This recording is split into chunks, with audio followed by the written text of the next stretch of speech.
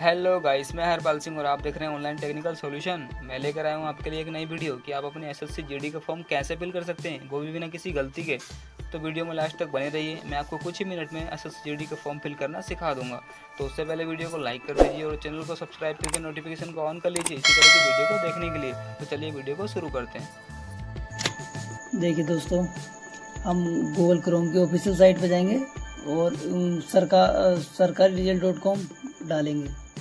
जैसे हम सरकारी रिजल्ट .com डालेंगे तो एक नया पेज ओपन होगा, सरकारी रिजल्ट .com, तो उसकी ऑफिशियल साइट ओपन हो जाएगी। देखिए, हम इस पर फर्स्ट वाले पे क्लिक कर देंगे। देखिए, ये हमारा एक नया पेज ओपन हो गया है। अब जो भी सरकारी वैकेंसी चल रही हैं उसका आपको दिखाई देगा कौन कौन सी चल रही हैं। तो हमें एसएससी जीडी कांस्टेबल पर क्लिक करना है। तो देखिए दोस्तों, मैंने क्लिक किया, एक नया पेज ओपन हुआ। इसका जो नोटिफिकेशन है इसको हम पढ़ लेंगे। ये नोटिफिकेशन दे रखा है दोस्तों। इसमें जनरल ओबीसी वालों के लिए 100 रुपये की फ़ीस है और इसका जो फॉर्म स्टार्ट हुआ 5 तारीख से लेके 15/10 तक है, ये ध्यान रखना दोस्तों। इसमें एज कम से कम 18, मैक्सिमम 23 है और इसमें SC/ST वालों के लिए छूट भी दे रखी है, ये दोस्तों ध्यान रखना। ये नोटिफिकेशन अच्छे से पढ़ लेना क्योंकि कोई भी गलती होनी नहीं चाहिए। और जो इसमें क्वालिफिकेशन मांगा वो 10th मांगा, किसी भी बोर्ड से 10th पास होना चाहिए, किसी भी बोर्ड से इन इंडिया में किसी बोर्ड से। तो दोस्तों शुरू करते हैं फिर। हाँ, इसका एक शॉर्ट नोटिफिकेशन और देख लेते हैं आप दोस्तों। मैं आपको दिखा देता हूँ यहाँ पे कहाँ कहाँ कितनी वैकेंसी है। देख लीजिए, ये पोस्ट के दे रखा कितनी कहाँ पर है। ये BSF में इतनी है और CRPS में इतनी है, CSIF में इतनी है, ये देख लेंगे। अब हमें क्या करना है, हमें जिस भी राज्य से भरना वो आप चेक कर लेंगे दोस्तों। अब इसका एक नोटिफिकेशन डाउनलोड कर लेते हैं। नोटिफिकेशन में आपको ना सारी जानकारी क्लियर हो जाएगी, उसको अच्छे से पढ़ना है। नोटिफिकेशन देखिए दोस्तों, हमारा ये नोटिफिकेशन डाउनलोड हो गया।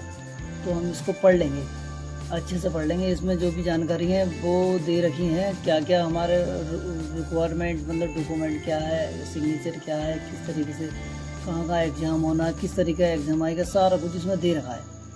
तो इसको हमें अच्छी तरीके से पढ़ना है क्योंकि इस फॉर्म में कोई गलती ना हो तो अच्छा है। तो इसलिए अब हमें अप्लाई करना है, तो अप्लाई क्लियर करेंगे। तो देखिए दोस्तों, ये मेरा पहले से ही रजिस्ट्रेशन हो रखा था। इस OTR मुझे भरने की कोई ज़रूरत नहीं है, तो मेरा रजिस्ट्रेशन पहले से ही हो रखा है क्योंकि मैंने पहले फॉर्म भरे थे। तो इसलिए मुझे कोई न्यू यूज़र नहीं करना है। मेरा रजिस्ट्रेशन नंबर, पासवर्ड है, मैं उसको लॉगिन कर लूँगा, मेरा ये पोर्टल लॉगिन हो जाएगा। तो अगर आपने OTR नहीं भरा है, अगर आप पहली बार फॉर्म भरें तो आपको न्यू यूज़र पर करना पड़ेगा, OTR इसका भरना पड़ेगा, तभी आपको रजिस्ट्रेशन नंबर और पासवर्ड मिलेगा। ये ध्यान रखना दोस्तों। हमारे पास यूज़र नेम और पासवर्ड है, हम अपना पासवर्ड यूज़र नेम डालेंगे और नेक्स्ट पे पहुंच जाएंगे। तो मैं दोस्तों डाल देता हूं और ये मेरा नेक्स्ट पेज ओपन हो गया। तो देखो दोस्तों, ये मेरा अकाउंट ओपन हो गया है। इसमें आपको चेक कर लेना कहाँ कहाँ वैकेंसी, कितनी वैकेंसी चल रही है। तो देखिए, मैंने अप्लाई किया तो ये मेरे पूरे पेज की सारी डिटेल आ चुकी है। मेरा पोर्टल ओपन हो गया, इसमें माता का नाम, फादर का नाम, सब कुछ डिटेल पूरी दिखाई देगी। आप एक बार डिटेल अपनी मैच कर लें, कहीं गलती से कुछ और तो किसी और का फॉर्म तो नहीं खुला, एक बार देख लेंगे ज़रूर। अब हमें क्या करना है, हमें तो अप्लाई करना है इसको। कांस्टेबल जीडी आ गया, हमें यहाँ पे देख लें, इसको अप्लाई करना है। तो अप्लाई क्लिक करके आगे बढ़ जाएंगे। तो देखिए दोस्तों, ये हमारा OTR पहले से ही भरा रखा था, तो हमारा पुराना ही सब कुछ पूरा फॉर्म भरा हुआ निकलेगा। देखिए, कैंडिडेट का नाम, फादर का नाम, मदर का नाम, date of birth, age, gender, category, benchmark disability, whether benchmark disability, if type disability. 9 number पे देखिए दोस्तों,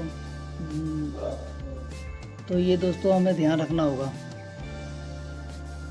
9 नंबर पे देखिए, ये बेंचमार्क डिसेबिलिटी, तो आपके कोई चोट फोट कटपट का निशान तो नहीं है, तो नो करेंगे ना, अगर कोई है तो यस कर देंगे। नेशनलिटी, ये पहले से आपका पहले पुराना वाला फॉर्म भरा हुआ आएगा, हमें इसमें कोई चेंज करने की कोई ज़रूरत ही नहीं है। सीधा सीधा हमें नेक्स्ट और सेव करना है दोस्तों। हमारा पूरा फॉर्म वही OTR में जो हमने भरा था वही आएगा, सिर्फ हमें क्या करना है, नेक्स्ट करना है। तो दोस्तों हम नेक्स्ट पे क्लिक करेंगे और आगे बढ़ते हैं। देखिए दोस्तों यहाँ पर सब कुछ अपना जानकारी अच्छे से रीड कर लेंगे।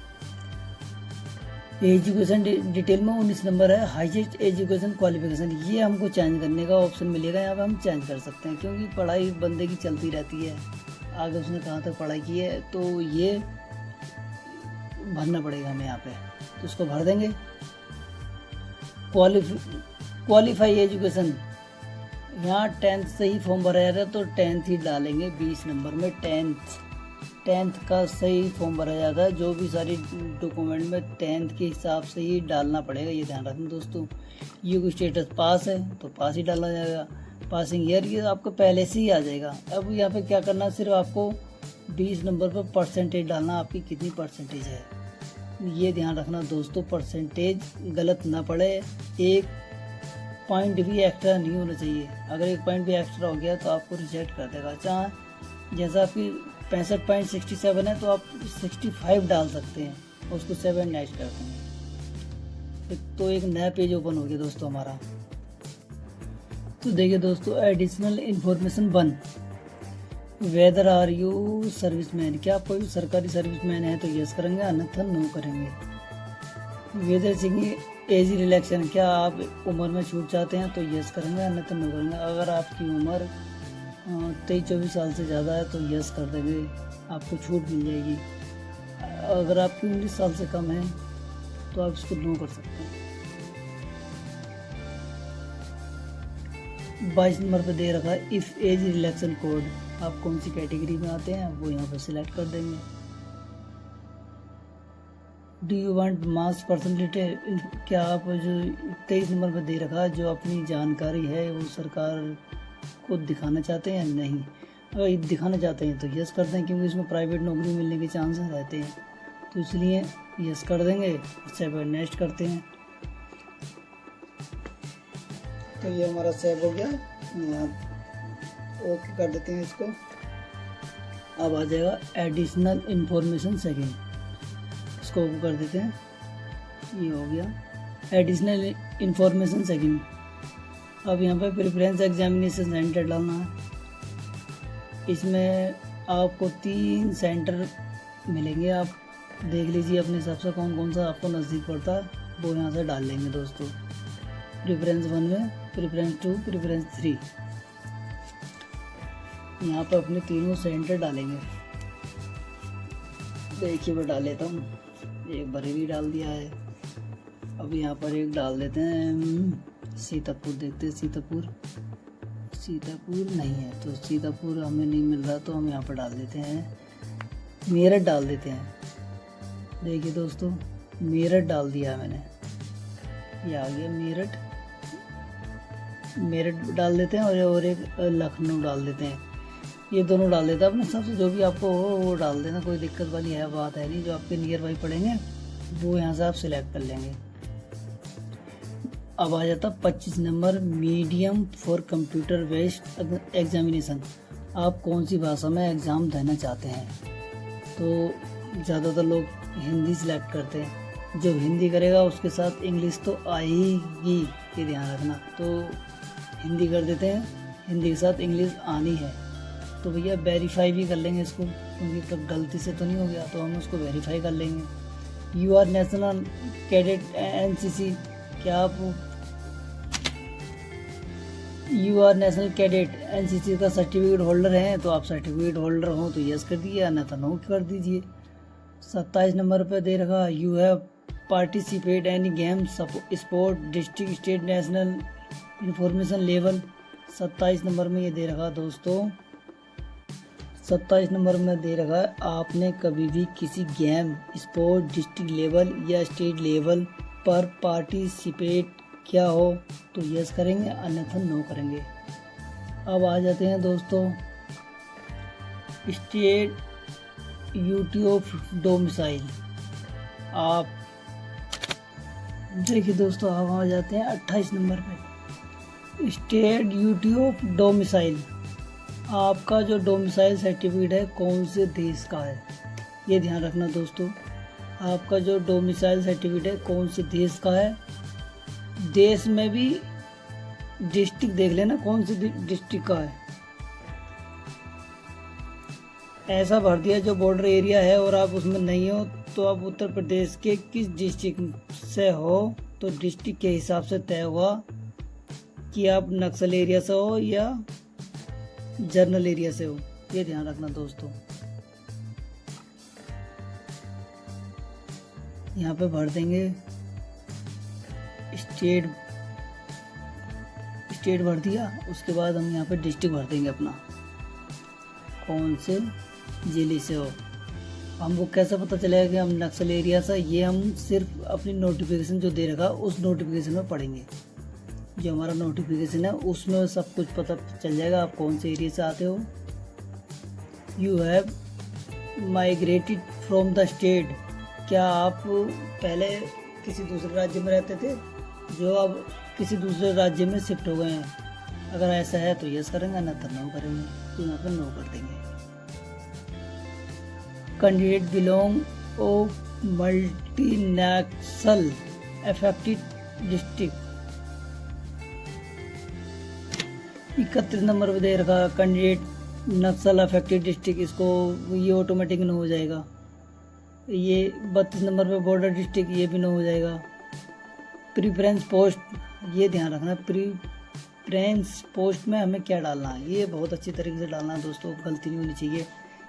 ये कैंडिडेट्स के अनुसार डाला जाएगा कि हमें कौन सी पोस्ट पहले चाहिए, बाद में कौन कौन सी हमें लेनी है, फर्स्ट नंबर पर कौन सी चॉइस है आपकी, वो ध्यान रखना दोस्तों।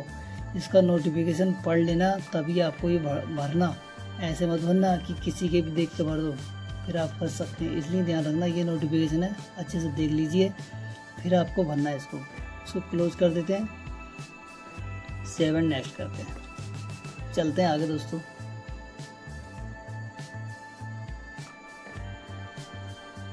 ये हमारा सेव हो चुका दोस्तों। अब हम आते हैं, आपको बताते हैं सिग्नेचर और फोटो, इसका लाइव अपडेट होगा। लाइव फोटो जो है लाइव खींचेगा, सिग्नेचर आपका चल जाएगा।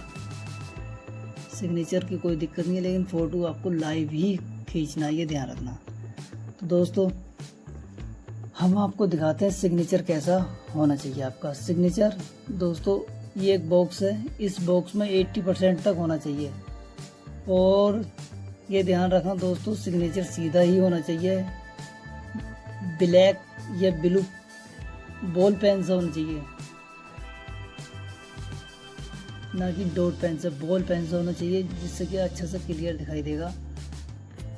सिग्नेचर कैपिटल लेटर में नहीं होना चाहिए, सिग्नेचर कैपिटल लेटर में होगा तो वो कॉपी हो जाता है, इसलिए ध्यान रखना। सिग्नेचर वही डालें जो आपके पैन कार्ड और अन्य जगह पर हो। देखिए सिग्नेचर का प्रकार इस तरीके से होना चाहिए। ये देखिए इसने त्रिचक्र का लिखा, इधर कोने में लिख दिया, इधर आधे में लिख दिया, इधर बीच में छोटा करके लिख दिया, ऐसा बिल्कुल नहीं चलेगा, ये ध्यान रखना दोस्तों। सिग्नेचर को पूरी तरह 80% बॉक्स में आना चाहिए, तभी आपको सिग्नेचर मानना होगा। अब फोटोग्राफ देखिए, फ़ोटो इस तरीके से क्लिक करना, हमें पीछे का जो बैकग्राउंड है वो क्लियर होना चाहिए। देखिए इसने जो AC वाला है, इसने 2 नंबर रिजेक्ट जो दिखा रहा, इसका बैकग्राउंड पे AC लगा पीछे, तो 2 नंबर पे ये साइड में देख रहा, 3 नंबर इसका बैकग्राउंड धुंधला, 14 नंबर इसने चश्मा लगा रहा, 5 नंबर इसका बैकग्राउंड 2 रंग का आ रहा। इसलिए बैकग्राउंड प्लेन होना चाहिए, कोई से भी रंग का कोई दिक्कत नहीं है, लेकिन प्लेन होना चाहिए, कहने का मतलब ये है। और ये हमारा इस तरीके से फॉर्म भर जाएगा। तो दोस्तों इसी तरीके से अपना सिग्नेचर और फ़ोटो अपलोड करके आगे बढ़ जाएंगे और पेमेंट का प्रोसेस देख लेंगे कैसे करना है आपको। ऑनलाइन है, क्रेडिट कार्ड है, ये दे रखा है इसमें, आप इसको भर लेंगे और आपको सबमिट कर देंगे। तो दोस्तों ये आपका फॉर्म आपका भर चुका है।